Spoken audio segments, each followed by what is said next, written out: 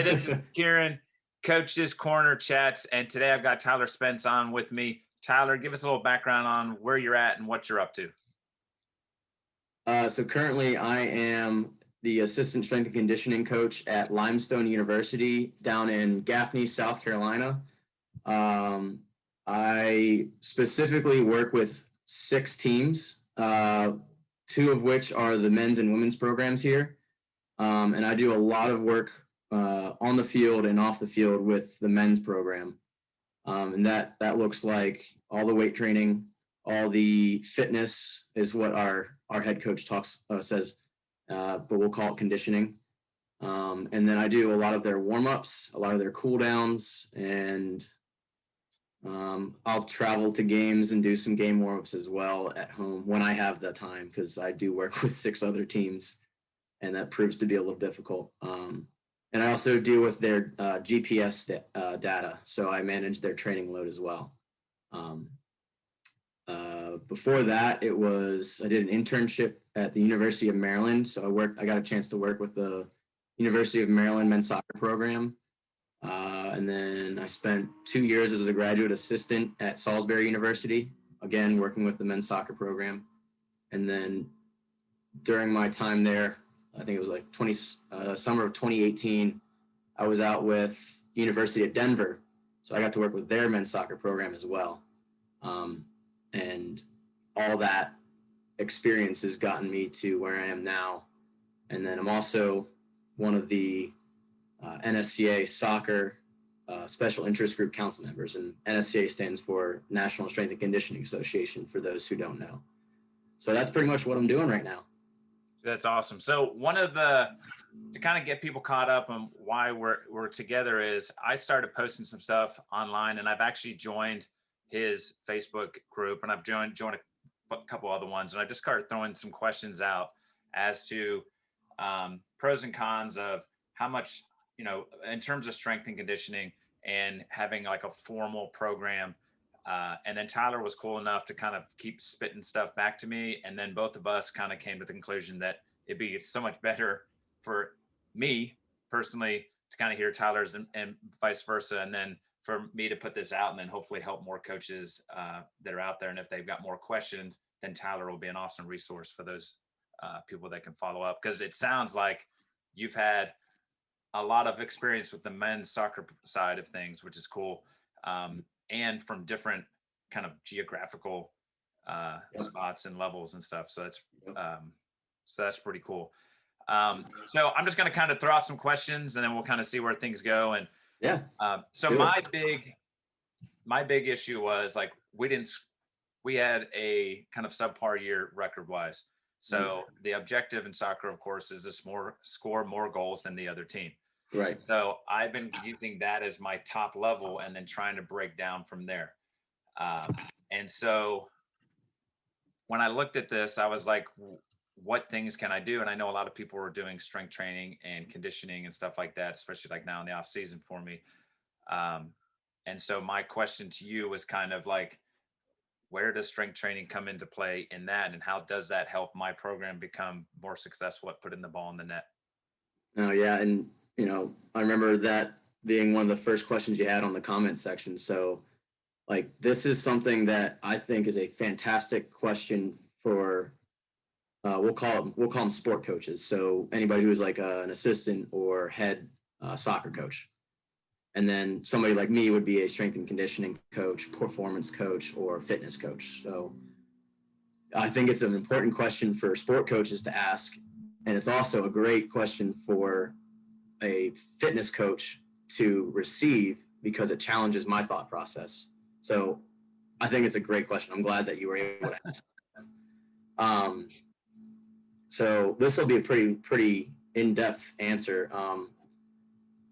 So you mentioned in the question, the objective more so is to score more goals than the other team in order to win the game. Yeah. So if we want to break down how that happens, we'll start off with, in order to score a goal as a player, you have to shoot the ball with accuracy, finesse, or power. And so that depends on the situation that you're in. So you won't always, say you're on the 6, you're at the 6 yard line, or well, let's say the penalty spot. Okay. You're not necessarily going to rifle the ball into the net every single time. It might require some finesse and accuracy. So that's where the technical and tactical side of things comes into play, like the decision-making process, your situational awareness. So I just wanted to address that side first. In order to put the ball in the net, you have to have a certain level of technical and tactical skill.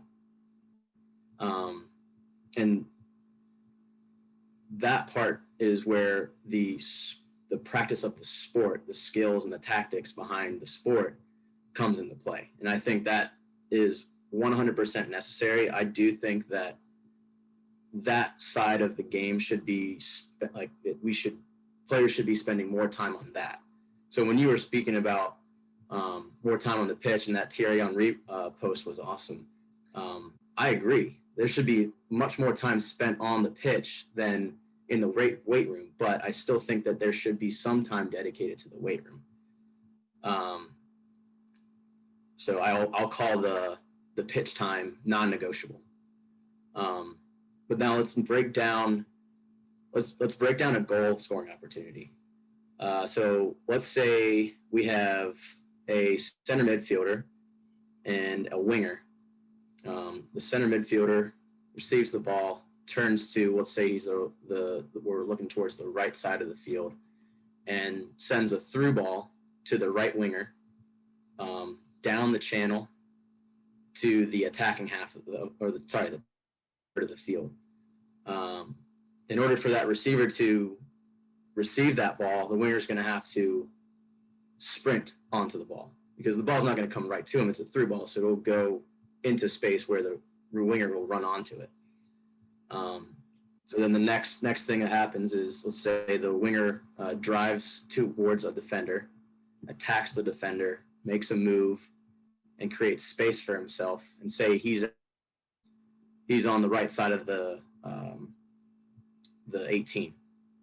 So he's in a position right now where he could send a lofted ball for a header, or he could send a low driven ball at, let's say, the 6 or maybe the 12, where we have 4 other of our teammates in the box, but they're being guarded by their defenders. So how are those 4 players going to lose their defenders to open up space for a scoring opportunity?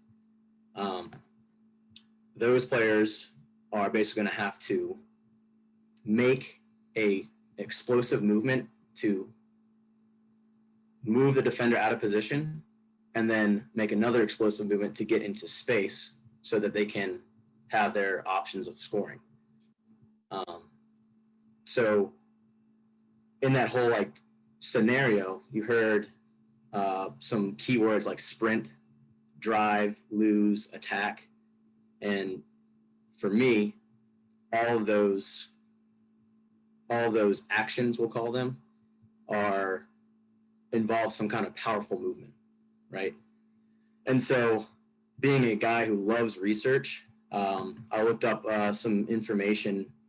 I found a study by this guy, Oliver Fowd, I want to say his name, and some colleagues. They did a study in 2012 on elite German football players, and they found that 83% of the goals that they observed were preceded by at least one powerful action. So that could be a change of direction, a sprint, a jump for a header, something like that. And at the same time, I thought back to a conversation I had with a really, really well-known and great professional in strength and conditioning. His name is Mike Young. He's the owner of this private athletic lab, and he's the director of performance for the North Carolina Courage, the women's professional team that has won a couple of titles in the last couple of years for the women's professional league. And so we spoke about pretty much a similar thing. And he said that 95% of goals are directly preceded by linear sprinting. Now, I don't know where he got that from, but I know that he got it from some kind of research. So then going back to that same study of the German football players, that same study looked at the actions of the assisting player. So they found that the most frequent action of the assistant player was a straight ahead sprint. And so now you're looking at, if you're more explosive and quicker than your defender, well, don't you think that you would be more capable of creating that space and losing that defender? So you kind of have that competitive edge, that physical edge over your defender because you're quicker and more explosive. So from my point of view, and I would even ask you this, is if we want to be faster, more explosive than our defender, wouldn't we need to improve our lower body power and our sprint speed in order to create those scoring opportunities? My answer would be yes. So here's my like my side of that question is, it does, for me, if I have a very fast winger, but he doesn't recognize that the through ball is going to come because he doesn't recognize when to make the decision or execute the run, the fact that he's fast has no impact on the play at all. Do you know what I'm saying? So that's where my question is, if I make my kids faster, but they still don't run in the correct direction, it doesn't help. And that's why I'm trying to figure out, what can I get the most bang for my buck? Is it by getting them to play more, like consistently, versus becoming like a better athlete? Right. So I agree. I think that part of the question is, that is all technical and tactical. That's the job of the sport coach. Okay. So in that aspect, as a strength conditioning professional, it's not our job to worry about that side of things. It's up to the sport coach to determine like the weaknesses or something. You were speaking about how, if the guy doesn't know how to run onto the ball or where to run if he's going to receive a through ball. Well, that's, I could help out with it, but at the end of the day, it's their learning of the tactical side. So, like I said at the very beginning, I think it's important that they spend a majority of the time on the pitch, learning the skills, learning the tactics. But I also think it's we'll say it beneficial to dedicate just a little bit of time to improving skills and strength abilities that have been correlated to improving performance on the field. And I was actually going to touch on that a little later, but I like that you mentioned it. So what do you think? So just to kind of throw some other things out there. So the Thierry Henry thing that I posted, so he played for France, Arsenal, one of the greatest players of all time. And he made a comment in a conversation that he never did anything in the weight room. He felt like his majority of his time should have been on the pitch. And so his ability to shield and do all that stuff, he was renowned for. And so then my takeaway was because he kept doing it. He did it over and over and over again. Like, he figured out ways to maneuver his body. He's a skinny mini. There's nothing much to him. And yes, he's blessed with some genetics, which of course always comes into play, and what have you. But I just, I even look at like even the NBA, when you look at like where a Giannis with the Bucks comes in, and he was this frail thing, but he was freaking talented as get out. But now he's built like a brick wall. Would he still be the quality player that he was and be as successful as he is now if he wasn't a brick wall? I guess is my question. Yeah. And I know that's not soccer, but So that's kind of so as we go into this off season, right now we're doing 3 days of open fields where they can play, because I'm not allowed to coach or anything at this point due to rules. So we just we manipulate the size of the field. So like today they're playing small side. It's all 3v3, 4v4. So it's smaller field, quicker decisions, execution, and then the intensity is up. Whereas like on a Thursday we do 7v8, 7v7, 8v8, and then on Saturdays we play full field. So they're getting like different stimuli, if that makes sense. Like I'm controlling the intensity, number of decisions, number of actions, all that kind of stuff.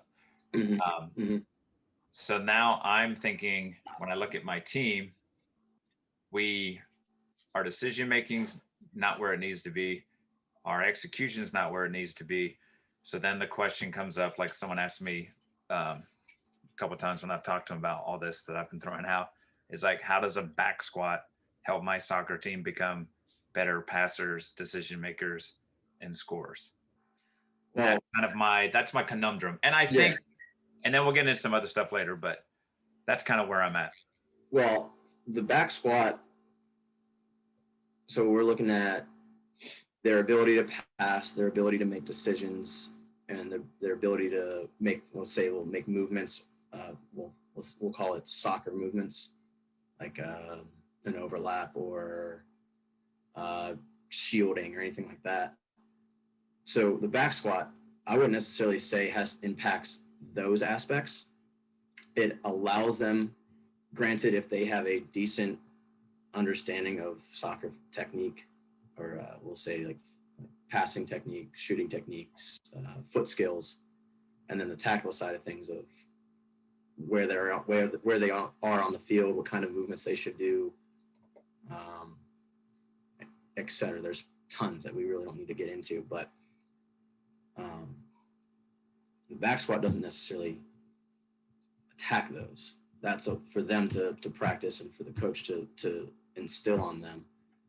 But the back squat helps with their lower body strength, which allows them to physically perform those actions at a better rate, harder, faster, as long as they have that decent level of skill development from the soccer side of things. So I would agree with you that if these kids have poor decision-making skills, have their foot skills, their passing skills aren't up to par, that it may not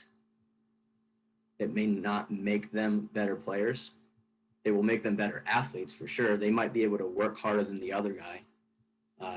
But at the end of the day, we want the players to actually have the skills so that the physical side of things, strength, the power, the speed, can make the skill side of things, the soccer side of things, a lot easier to do and allow them to do it harder or better than the other player, or we'll call the opponent.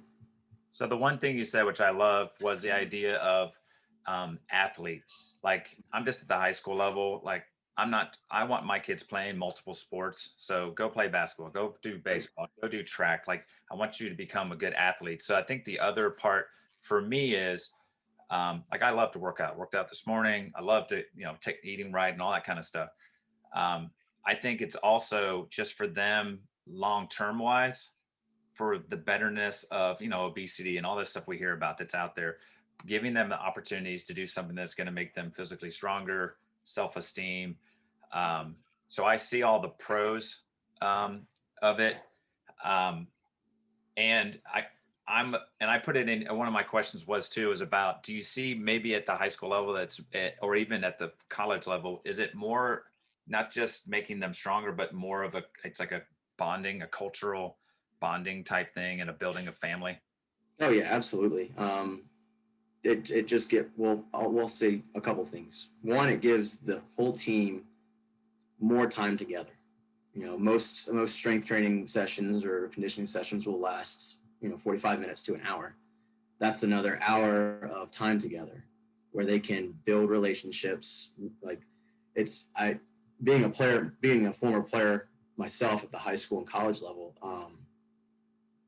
just being able to put in work with my teammates, help each other out and see each other improve really boosted my confidence and boosted the confidence of the team in general. So it helps with the improvement of culture.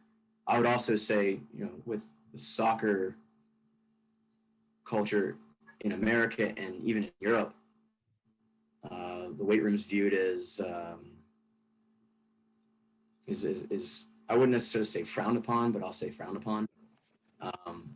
Not many coaches want their players training, but just having them involved kind of builds that culture of, hey, let's go. We should be training to improve our body, make us more resilient, get us stronger. So it helps improve that side of the culture. There was something else that I wanted to say about the long-term athletic development that you were mentioning, like at the level that you're working at, like with high school, even middle school and under. Long-term athletic development is so much more important than how much weight you're moving. So I like that you said, I want them playing multiple different sports because it exposes them to different types of movement. With soccer, it's a lot of running. It's more of what we call it we'll call it with simple terms, a speed endurance sport. So you have to sprint a lot, but you also have to do it for a long period of time. Like at the college and professional level, it's 90 minutes with 45-minute halves and like a 15-minute halftime. So you have to be able to do that a lot. But let's think of basketball, for example.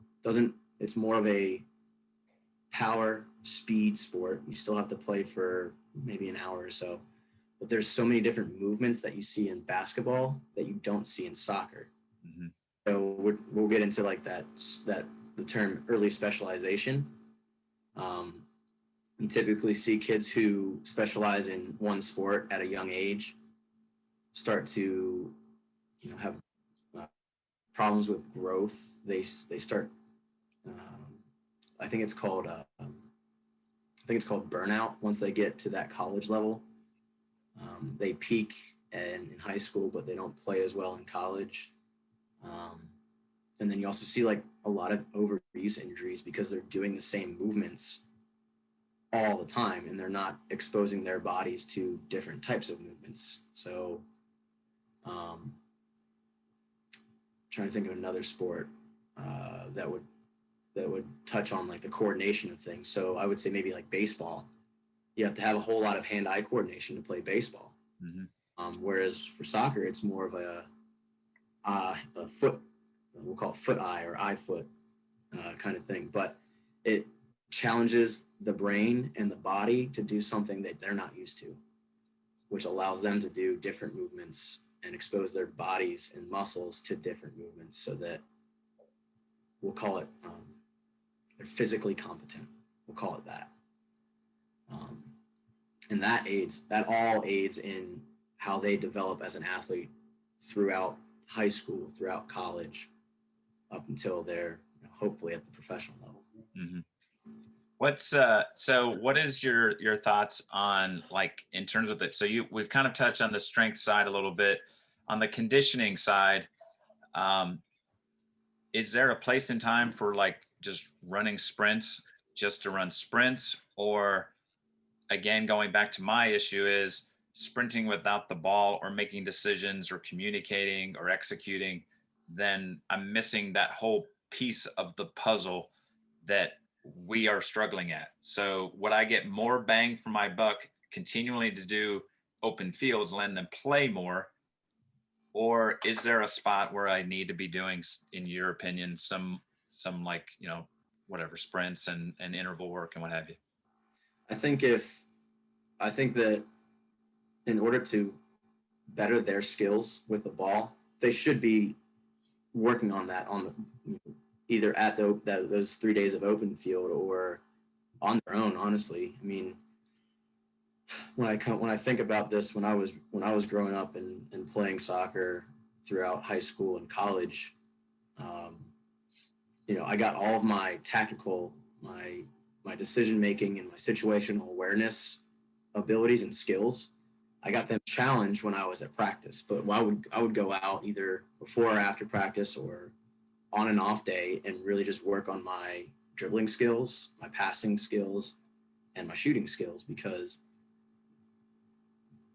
that is specific to me. I need to be working on that for myself. But then we look at the physical side. Without the ball, no skill, or no technical skill, no tactical skill.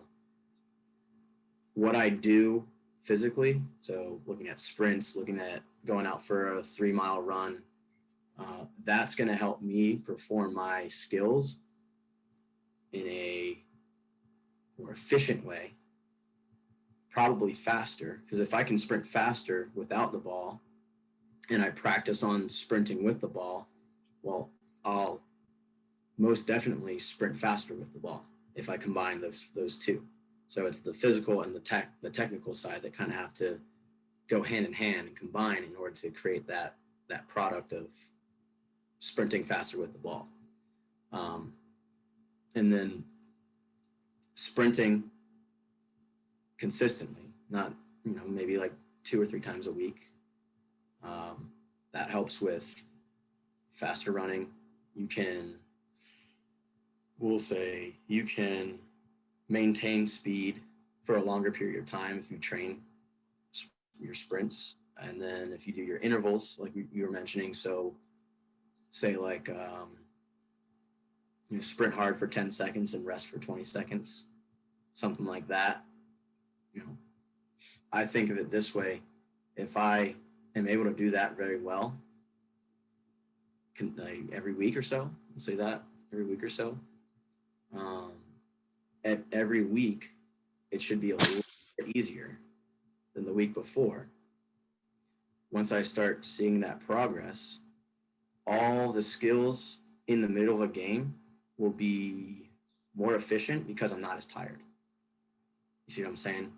So I'm training my energy systems, my endurance, basically, so that I'm not as tired in the 85th minute when I have to go dribble down the field or cross the ball with accuracy. If I'm tired, I know that when I'm tired, my skills go down and I can't do them as effectively. But when I'm more fresh or less tired, I can perform those skills better than if I was exhausted. We'll say that. So my takeaway from everything so far is, yes, there has to be an emphasis on technical, tactical, like the time on the pitch. But if we get some weight training in and some conditioning kind of outside of that, that will kind of supplement or support what's being played on the field. Absolutely. I love that you said supplement, because really that's what it is. I'll put it in as from my perspective as at the college level. My head coach for the men's team, his goal is to bring players in to play the game. That's the whole goal. Like he has to recruit players to play the game well. Okay, well, my job is to make sure that they are able to handle that kind of physical, I'll call it stress, physical stress on the body. And really it's just supplementing their whatever physical abilities they have, whether it be, their endurance or their strength or their sprint speed. If I can supplement that and have it translate to the field, that's great. And that goes back to my point is I'm not saying that we need to be training in the weight room every day or doing conditioning sessions or sprint sessions every day, because that's not what the guys are here for. They're here to play soccer. Mm-hmm. So most of their time during the week should be spent practicing their skills and practicing their tactics, being at practice. But if they want to improve their game physically, spending a decent amount of time with weights and with conditioning is so crucial. And something that I've learned in the last 3-4 years of being a strength coach is be a well-rounded athlete, regardless of sport. A player should dedicate time, a decent amount of time, to 5 different things. The first is playing the game, which should, like again, should have most time spent there. Lifting, which is, we'll call it the weight room. Running, which we'll call fitness or sprints. Recovery, whether that be stretching, foam rolling, sleep, which is one of the most important things, and then nutrition. So if you're dedicating a decent amount of time to all 5 of those things, you're going to be a well-rounded athlete, and I guarantee that you're going to be a great soccer player. So one of the things you mentioned, which I thought was spot on, was that when you do get physically tired, then all of a sudden your like mental side drops. Then that means like you're slower with your decisions, your execution drops a little bit. And that's kind of my ponderance, is being in the mix and playing and being tired and figuring out how to work through that. Is that I feel it's kind of beneficial. Whereas and I don't know, that's kind of my, like I said, it's kind of my sticking point is putting kids online and having them sprint. But then I've still keep coming back to the game model of what you're trying to get done. And I appreciate all the input that you're sharing with that. So kind of just segueing. So at this point, we're doing 2 to 3 days of open fields where they get to play. What would you recommend? Like, so if we start to get into the gym, because I know some of the guys we did it last fall and during the season, we did some lifting, and they absolutely just like ate it up. They loved it more for like that community side. It was cool to see like guys get more comfortable under the bar and all those types of things that you've already brought up. What do you think at the high school level is enough to do per week? And then maybe specifically, what would a program look like if I were to get the boys in the gym? Yeah, definitely. When I look at training from a very general point of view, I first look at what age group they're in, but not only that, looking at age group and training experience. Or training age, we'll call it training age. So high school, you're probably like 14 or 15 to 18 years old usually. So some guys, some girls, we'll include them as well, will have some kind of training experience, but whether it be their parents were super serious about their weightlifting before they got into high school, or they participated in a weight training class for middle school. Who knows? It could be anything. Those people would be better off with a little bit more advanced, say intermediate training, not advanced training, because you have to, I wouldn't say any high schoolers are super advanced, but they benefit from more intermediate kind of weightlifting.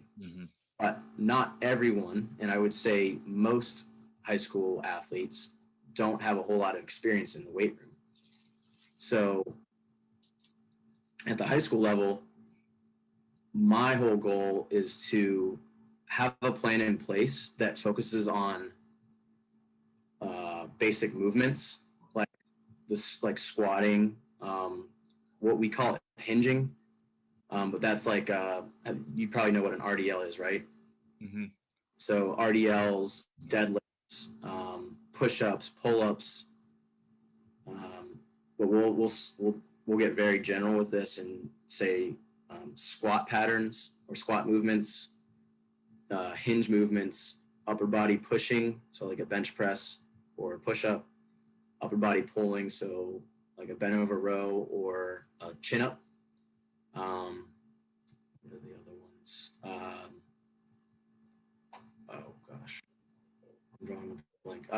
carrying. So any kind of carries, like a farmer's carry. One thing that a lot of people don't think about is crawling. So crawling is a basic human movement. We did it when we were kids, and it requires a lot of muscular coordination.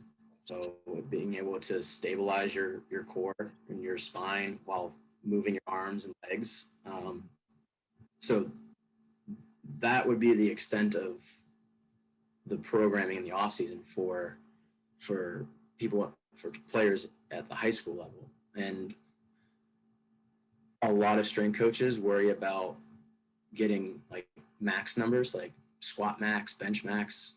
I don't think that finding those values are important at that age, unless they're one of those players who have been training for 4 years before coming into high school. Then they can possibly go under the bar for a back squat and get a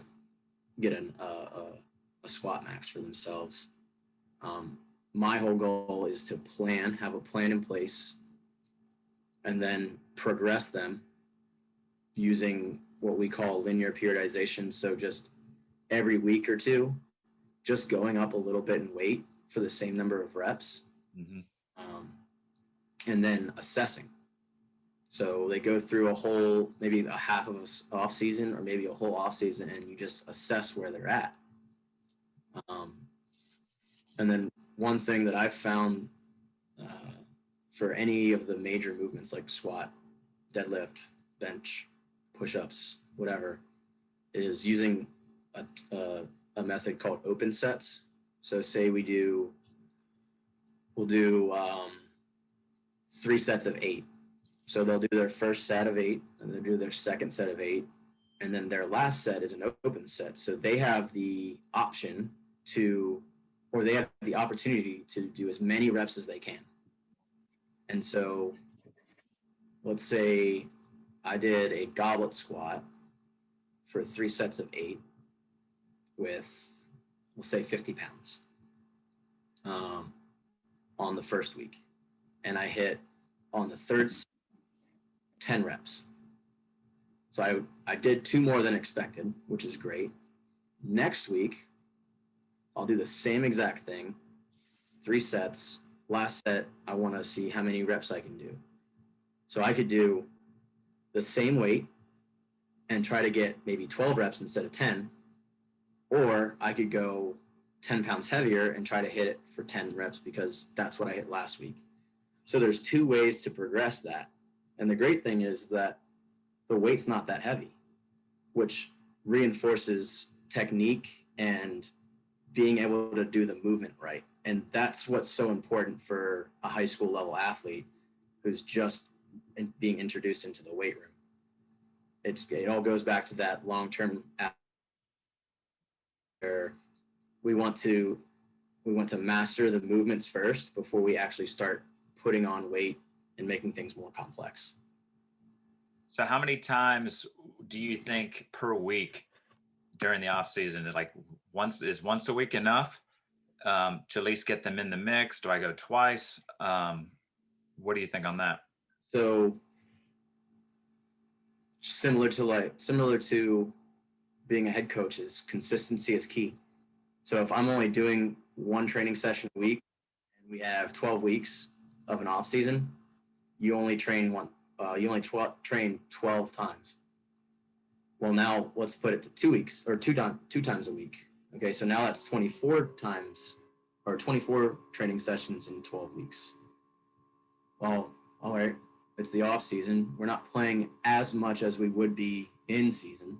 So my guess is you'd be probably practicing every day and then having a game on the weekends or something like that.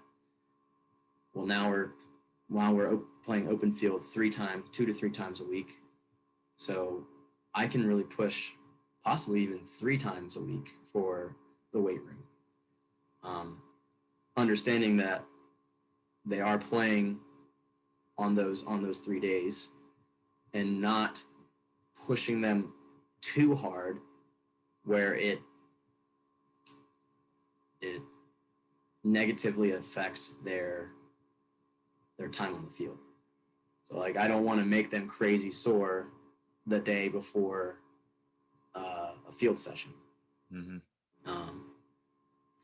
But the other thing is, and I've run into this a lot with coaches, is that they come into the off season and then they at the college level, you're allowed to practice a couple times a week for, I think they limit it to like 4 hours with the ball. They get concerned that, oh, they're so sore. Well, yeah, they're sore. They haven't been training like this for a couple weeks because they've been playing. So just like if you took off playing soccer for a month or two and you come half, the next day you're going to be sore. Like, it happens to me all the time. I'm probably, at 8:30 tonight, I'm going to go play a rec league game, and I haven't played for months. I'm going to be sore tomorrow. That's just how the body adapts. So soreness, and we'll call it a drop in performance, is going to happen early in the off season because they're used to doing all that stuff. But that's okay. That's part of progressing. But I think that 2 to 3 times a week, especially at the high school level, with more repetition, more reps than weight, is going to be probably the best recipe for a novice athlete in the weight room. But that also depends on how much time they have available, because I don't know how much time high school athletes have available to them. I'm assuming that it's not a whole lot because they're in school for the first half of the day, and then they probably have practice, and they might be playing the clarinet for another hobby, and where are they going to fit in the weight room? So I that's another aspect that you got to think about. But very minimal, 2 times a week would be best. So, just kind of summarizing everything that I've kind of taken in. One, which I think is cool coming from a strength and conditioning coach, saying that, yes, the time on the field is super important. Like, that's where, like you said, it's the college coach at where you're at, Limestone, is bringing in players to play soccer at a high level, not to come in and become, I don't know what you call it, weight room warriors, or you know what I mean. They're not there to be powerlifters unless there's a powerlifting team at the school. Those guys are. But I think what you're saying is that there are some things that doing some of the weightlifting can help with the coordination, some of the those moments of, like you pointed out, maybe some dynamic times where you have to do something at a high level, and what have you. And I really appreciate all that, because that was kind of my, because I was just, I guess maybe I'll ask, like, so let's say that all we do with my program is we just play soccer and we don't go in the gym. Do you think that means, is that a formula for us to not be successful? No, I wouldn't necessarily say that. I would say that incorporating some kind of strength and conditioning, whatever level that may be, and whatever time you might allow for that, will just help them improve their game. It won't necessarily diminish their playing ability. I think it just will supplement and just help them become better athletes. And so, like, if all you're doing is playing the sport right now, the easiest thing you could do is start them out with 1 day a week in the weight room and maybe 1 day a week conditioning, just so that they get that experience of doing it. And the thing that I'm thinking about now is, I've always asked my athletes this, is like, how do you feel weight training is helping you? How do you feel what I'm doing for you is helping you? And you'll get a mixed response. I mean, you'll have guys like Thierry Henry, and my friend of mine actually mentioned Carly Lloyd only does like body weight circuits. So I would call those anomalies, honestly. Not everybody does that. Also, not everybody does weight training, but I've had an overwhelming number of players come to me and say, like, this has just made me feel much healthier and stronger on the field. Um, I can think of he's now I think he's now a sophomore on our team. He came in never training. He was a lot skinnier than he is now, and he comes into the weight room and says, like, Coach, I'm like, I can't believe how much stronger and how much faster I feel on the field after this past year of training. And he always gets excited because I still have him on a front squat because he's just not there yet to be able to work on the back squat, but he has made so many improvements on the front squat and he gets so excited about it. And then you see him play on the field. He has a great soccer mind. I think he's an outside. He might be a winger. No, he's a midfielder, outside midfielder. And you can just see how he moves with the ball and moves off the ball and creates his space in a much more effective way than he did last year in his freshman year. Do you think some of that too, not just the lifting, but some of that, like, as you know, as we grow up, being a sophomore after going through the year as a freshman helps a little bit as well? Absolutely. I mean, there's so many aspects of I'll say life that go into play. A freshman you typically think is a timid player because he's not yet used to the culture. He's also probably developing physically. But the great thing is if we can get them at the right time in terms of weight training or physical development, whatever their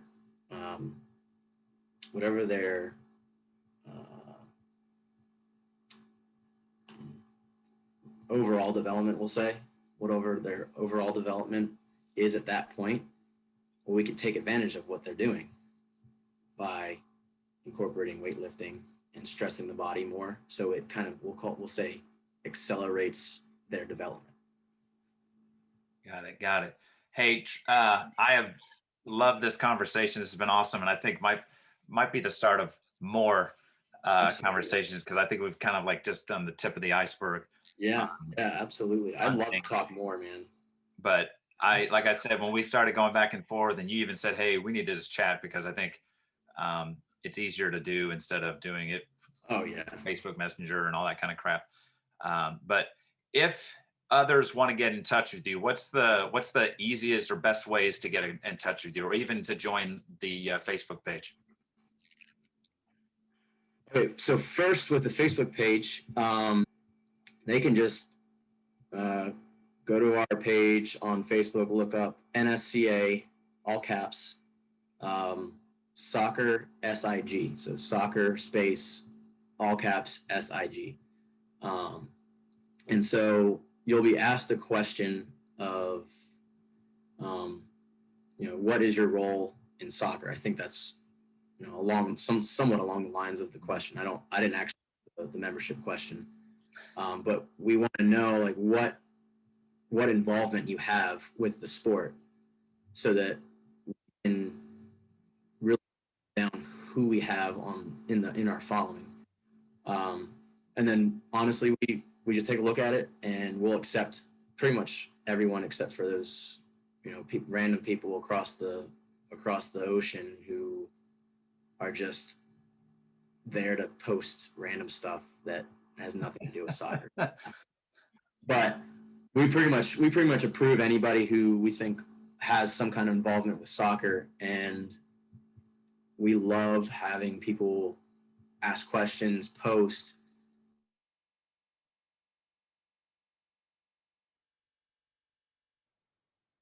and then reach out to us. And that's Spence, SP Stone.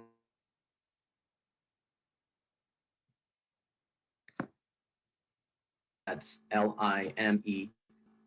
I'm also on Instagram. It's at coach.jtspence. It's fairly new coaching account, but I'm planning on doing a lot more posting on that.